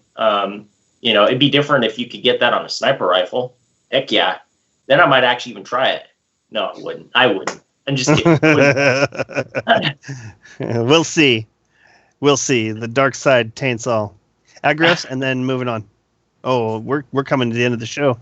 Yeah, so I'm just moving on. I don't really have anything else to say about that wasn't already said there. But real quick, to sum up the rest of the info, Bungie Bounty Days came to an end. 21 targets were the final tally. Over 1,200 emblems were given out across the globe, from Germany to UK and even down under in Australia. They're going to make it a weekly event now. The first target will be Lorry Pops. It'll happen on Saturday, February 18th. The region's New Zealand, 6 p.m. Pacific, and on the PlayStation 4. Cosmo also will be playing the new sandbox changes more often with a group of Guardians who sign up on the forums. He's going to do this regularly, and you just got to keep an eye on the Destiny forum for a chance to join him on the next one. You don't get an emblem for riding with Cosmo, though. Some upcoming appearances. Bungie will be at the Emerald City Comic-Con from March 2nd to the 5th, and the Bungie store will be there along with their partners at WeLoveFine.com. They'll be at booth 1001. Come check out the apparel, collectibles, and art prints. Some members of the Bungie staff will also be at PAX East on March 11th and 12th. They encourage you to come looking for them. They won't have a booth, but they say they'll be hanging out by the concession stand or follow them on Twitter. Deej also says to Cosmo that they're sending him to Europe to catch up with some of the partners we work with in that corner of the world. If you happen to see him clearing customs, don't be shy. He loves meeting Guardians, especially when they talk all fancy-like, in his words. So keep an eye out for Deej in Europe. One side note, if you have Amazon Prime, you also own all 3 Destiny soundtracks. Destiny, Taken King, and Rise of Iron are all available to Amazon Music users, which you're automatically a member of through Amazon Prime. Sweet. That's really cool. That's everything for this week. Awesome. Agrios, is there anything that you wanted to talk about before we left? Not in particular. Gray? Just wanted to thank Ronin, Bungie Informer, for joining us. It was a very fun show, and I'm glad that you were here with us tonight. Thanks. Thanks for having me. It's fun. Man, we're so not at that part yet. Gray Sharks. I don't know. Gray threw me. I'm not sure. No, I don't think there's anything. I mean, I could talk about Destiny all night long. So no, let's just say no. Jez. I'm good. Ron, is there anything that you wanted to talk about before we split? No, I think that was it. I think we covered quite a bit. Okay, then in that case, we'll do shout-outs starting with you, Ronin. Why don't you tell everybody where they can get to you? Sure. Not like they really need to, but plug your things. And if you have anybody you want to thank, this is now the time. No problem. Yeah. Just want to thank you guys for having me on. It was an awesome time. And if you're not on my friend list, make sure you are. I think I have most of you, or all of you, hopefully. But Look yeah. out for Disgustipated. Okay. I think you're on my friends list. Yeah. So I'm a Ronin210 on PS4. If you want to shoot a friend request over.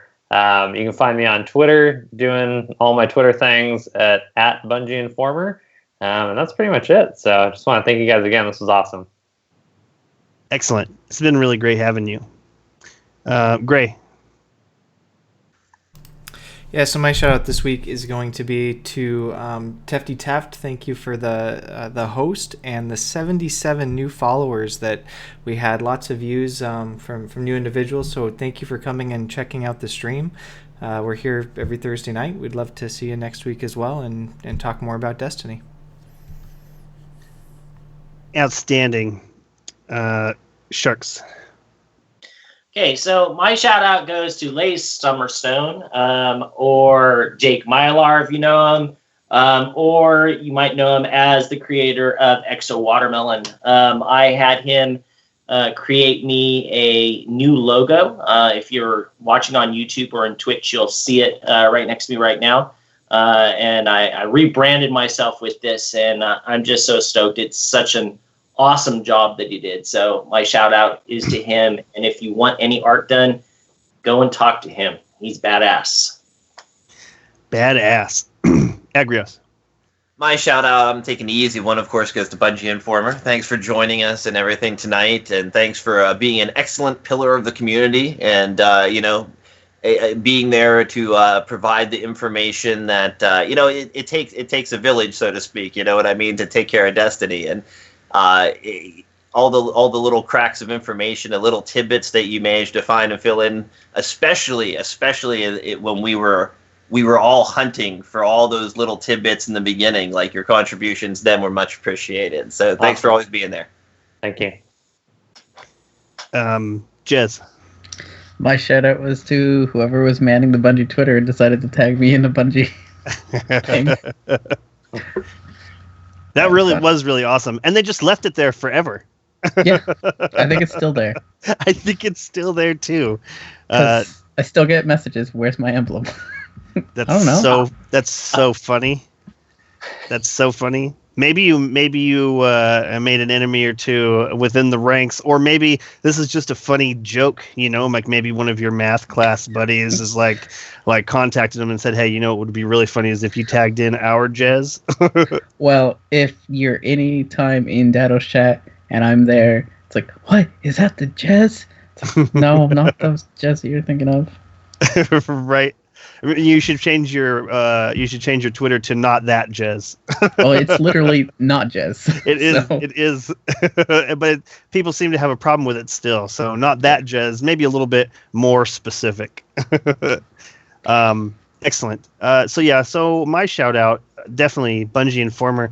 It's been really great having you. Agrios said you're a pillar of the community, and you really are. It's really nice to feel so close with people without, I had never seen your face before this.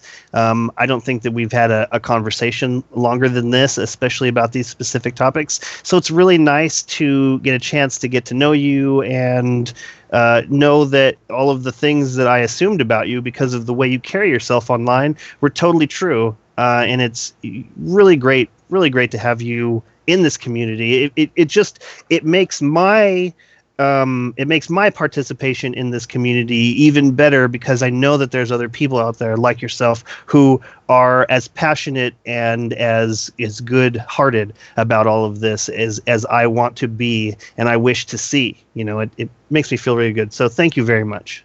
Awesome. I appreciate that. Second shout out, I do have to thank them over at DCP. That was really amazing. I love the raids. It always quickens my heartbeat. I think to myself, holy crap, 598 people are listening to us right this second. That's a jolt of surprise. I love all of our regulars, and I have a great time every week. But when this happens, I don't ever hear, no one contacts me and says, hey, we're going to raid you. It's just, here we're hanging out talking about Destiny, and here is this substantial amount of people. Not a raid if they warn you. Yeah, I suppose that's true. But yeah, so also shout out to them, because I don't know, what a great episode. Bungie, Informer, and we got a sweet raid. So that wraps up episode 121. We would like to thank everyone listening for tuning in. We hope you enjoyed the show. If you have any suggestions for topics to be discussed on the show, or have any comments on something that has already been covered, please leave them in the comments below or send them to feedback@guardian1.net, and we will see you next week.